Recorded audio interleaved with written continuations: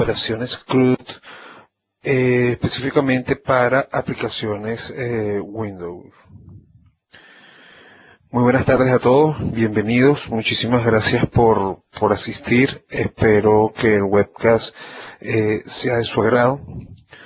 Mi nombre es Oscar Berroterán, trabajo en Microsoft Venezuela, tienen allí en la lámina mi correo electrónico y al final voy a estarles dando alguna información sobre sobre las cuentas de Twitter y Facebook que nosotros estamos manejando para informar a toda la comunidad académica de Venezuela y de Latinoamérica sobre todos los eventos y todos los lanzamientos que estamos haciendo últimamente con nuestra tecnología.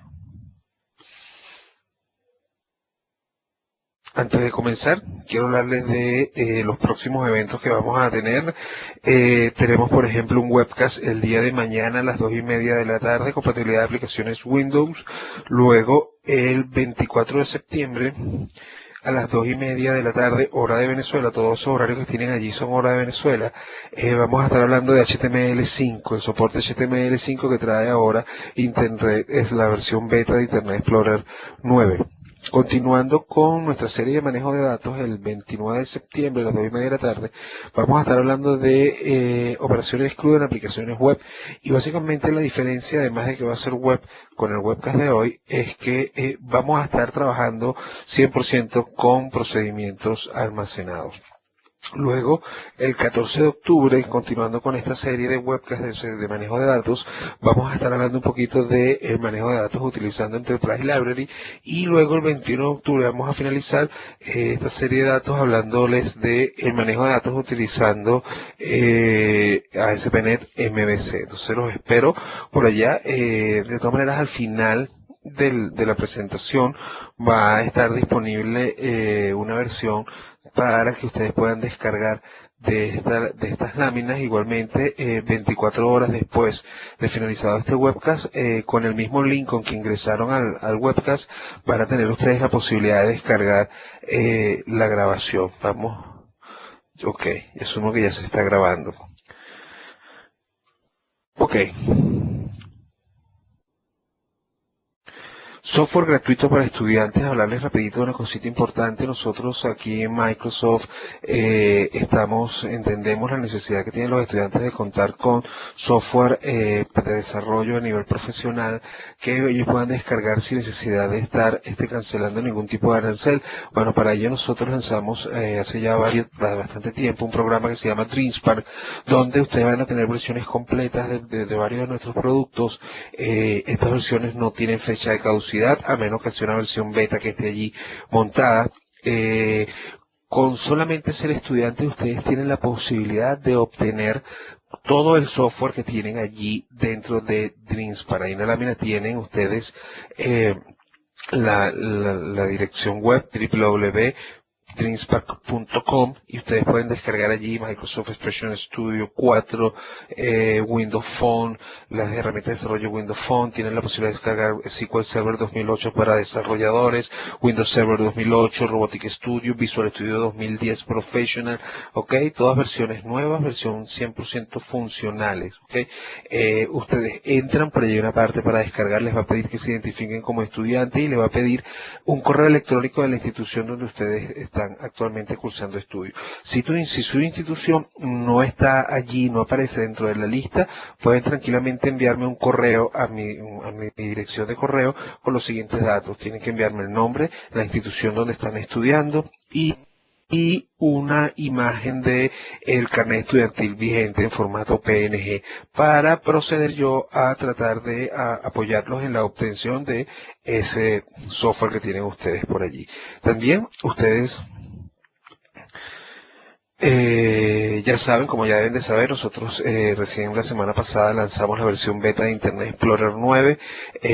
Ayer tuvimos un webcast con un student partner de acá de Venezuela bastante interesante, donde mostró principalmente las nuevas características de Internet Explorer 9. Pudieron ustedes chequear de primera mano todo este tema de el diseño, que está 100% simplificado, la experiencia gráfica, cómo ha sido mejorado, el soporte HTML5 a CSS3, tiene también ahora un administrador de descarga, la posibilidad de buscar directamente desde la barra de direcciones, y uno del momento importante es un asesor de rendimiento de los add-ins o los complementos que nosotros les montamos, ¿ok?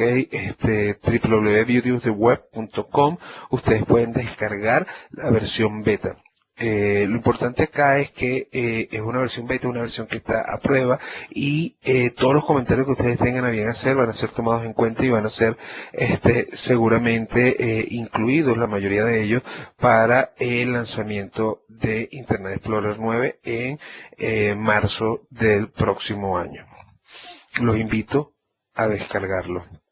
También tenemos, acá en Venezuela nosotros tenemos, en Venezuela y Latinoamérica tenemos varias fuentes de información, sobre todo en este tema de las redes sociales. Tenemos Centro de Estudiantes Microsoft, donde ustedes pueden obtener información acerca de todo el movimiento académico, todo el movimiento de estudiantilas alrededor de nuestras tecnologías en toda Latinoamérica, aparte de que van a poder compartir con estudiantes que están trabajando fuertemente con toda nuestra tecnología. Además del Centro de Estudiantes Microsoft, tenemos estudiantes y tecnología Microsoft en Venezuela, el cual busca ser un canal de comunicación entre Microsoft Venezuela y los estudiantes de Venezuela. Por allí ustedes van a conseguir información de eventos que se están realizando semanalmente, mensualmente, eventos como este, eventos presenciales, donde ustedes como estudiantes pueden asistir, pueden conocer nuestra tecnología, pueden aprender sobre nuestra tecnología. También, por supuesto, tenemos presencia dentro de Twitter a través de @msestudiantes, @msbenacad y @overrotran. Este último es el mío. El primero es el del Centro de Estudiantes Microsoft Latinoamérica, y el segundo es el de Estudiantes Microsoft de Venezuela. Por allí ustedes van a poder estarse enterando de lo último acerca de nuestra tecnología. Bueno, ahora sí, entrando en calor con respecto a lo que nosotros vamos a estar hablando, vamos a ver un poquito qué es esto de CRUD. Vamos a dar un repaso a el tema de ADO.NET, y luego vamos a pasar, yo creo que vamos a pasar directamente a programación, a ver los demos funcionando, de cómo consultamos nosotros datos, cómo se inserta información dentro de una base de datos, cómo se actualizan los datos preexistentes dentro de una base de datos, o incluso cómo nosotros podemos estar eliminando los datos que previamente hemos almacenado en una tabla o una base de datos. ¿Qué es CRUD? Bueno, básicamente CRUD es el acrónimo de crear, obtener, actualizar y borrar. Create, Retrieve, Update y Delete en inglés. Y es usado para referirse a las funciones básicas en base de datos que la mayoría de las aplicaciones empresariales están realizando día a día, minuto a minuto. ¿Ok? Entonces, con CRUD, nosotros lo que queremos hacer es simplificar en 4 letras los procesos de creación de datos o inserción de datos, el proceso de obtención de información de una base de datos, el proceso de actualización de una base de datos y el proceso de eliminación de una base de datos. Entonces, básicamente eso es lo que es CRUD. Un repaso, un poquito hablándoles de ADO.NET. ADO.NET no es más que un conjunto de clases especializadas que les van a exponer al programador servicios de acceso a datos, ¿ok? De manera que pueda el programador comunicarse directamente de una manera mucho más eficiente con un motor de base de datos, ¿ok? ADO.NET forma parte del .NET Framework y proporciona acceso a los datos relacionales, a los datos XML, a datos en formato XML y a datos que estén almacenados en cualquier otro formato de archivo, ¿no? Entonces aquí, dentro de un elemento importante dentro de lo que es ADO.NET, son los proveedores administrados, que no son más que clases especializadas para comunicarse directamente con un origen de datos. Aquí tienen ustedes en la lámina, tienen dos imágenes para mostrarle un poquito lo que es el programa administrado o lo que sería un programa administrado. Por ejemplo, la primera imagen que tienen ustedes a la izquierda de sus pantallas es el proveedor administrado para SQL Server. Si ustedes se ven, la comunicación entre SQL Server y la base de datos SQL Server y el proveedor administrado es directa, ¿ok? De manera que nuestras aplicaciones .NET van a poder hablar directamente con el sistema gestor de base de datos relacionales, en este caso SQL Server 7 en adelante, ¿ok? También existen proveedores administrados para MySQL, para Oracle, para Informix, para DB2 y muchísimos otros más. Si ustedes manejan una base de datos muy especializada, yo les recomendaría que chequearan en la página web del fabricante de su base de su sistema gestor de base de datos para validar, para chequear si no ha liberado algún proveedor administrado que les permita a ustedes acceder de una manera mucho más efectiva a los datos que estén almacenados allí. Del otro lado, del lado derecho de la pantalla, tienen el programa administrado OLDB.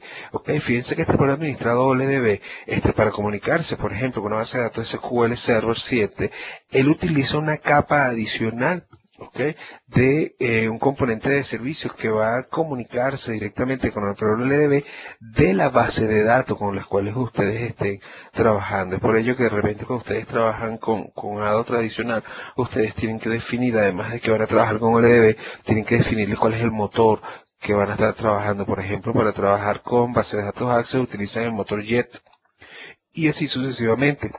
Entonces allí ustedes gráficamente pueden ustedes observar que hay una capa adicional de servicio. Por supuesto que esto, además de recursos, conlleva a mayores tiempos en el tema de acceso a datos. Aquí en la lámina que viene continuamos con el tema de repaso y es importante que esto, ustedes que van a estar desarrollando aplicaciones, que están desarrollando aplicaciones, que consumen datos, tienen que internalizarlo, tienen que conocerlo, tienen prácticamente que aprendérselos de memoria, ¿no? Tatuárselo dentro de la parte de su cerebro que se encarga de procesar todos los trabajos de programación que tienen que estar haciendo ustedes, ¿no? Entonces, los programas administrados tienen todos una arquitectura común, ¿ok? Todos los programas administrados tienen una arquitectura común. Todos los programas administrados tienen un objeto connection que les va a permitir a ustedes conectarse o establecer un canal de comunicación con origen de datos, un objeto command que se va a encargar de ejecutar comandos contra una conexión, es decir, contra una base de datos para tener objeto de datos reader que les va a permitir a ustedes obtener acceso secuencial y de solo lectura a una base de datos, a una tabla, perdón, de una base de datos a través de la ejecución de un comando sobre una conexión, y van a tener un objeto adapter que se va a encargar de traducir, ¿ok?, toda la información que ustedes determinen de una base de datos y llevarla a un formato XML que va a ser almacenado dentro de un objeto que se llama dataset. Y ahorita vamos a hablar un poquito más en detalle, vamos a ver un poquito más en detalle todo esto, ¿no? Cómo funcionan todos, en el webcast pasado, vimos un poquito el tema del dataset, vimos un poquito el tema del data adapter. Hoy vamos a profundizar un poco más, ya que vamos a estar haciendo operaciones de lectoescritura dentro de nuestras bases de datos. Hay que tomar en cuenta algo, ¿no? Cuando ustedes van a trabajar con datos y en general con muchos objetos, muchos elementos, clases dentro de NetFramework, hay varias cosas, ¿no? Lo primero es que generalmente existen varias opciones para ejecutar las tareas, es decir, tenemos muchísimos métodos sobrecargados que nos van a permitir a nosotros, por ejemplo, instanciar una base de datos o establecer una conexión, perdón, con una base de datos de múltiples formas. Okay, entonces no hay una sola forma, cada quien al final, el desarrollador va a estar utilizando con la que se sienta mucho más cómodo. Las operaciones que ustedes van a estar realizando pueden ser conectadas o desconectadas, ¿ok? Aquí no hay una receta. Okay, la única receta que puedo darle es que definitivamente si ustedes van a la web, necesariamente tienen que manejar un modelo desconectado. Okay, hay muchísima gente, entre los cuales yo me cuento, de que nos gusta más estar haciendo las operaciones en línea, pero claro, todo al final va a depender de las especificaciones de diseño. Las especificaciones del diseño van a definir en qué momento puedo yo manejar datos desconectados y en qué momento necesito yo estar manejando datos conectados. Y otro elemento importante es cuando nosotros trabajamos con datos. Deme un segundito por acá. Cuando nosotros trabajamos con datos, es que podemos utilizar queries ad hoc, o como comúnmente le llaman, es Transact SQL Hardcode, o alguna gente lo llama SQL cableado. En otras palabras, nosotros podemos utilizar directamente dentro de nuestro código instrucciones de SQL, instrucciones de Transact SQL, ¿ok? O nosotros podemos utilizar procedimientos almacenados. A lo mejor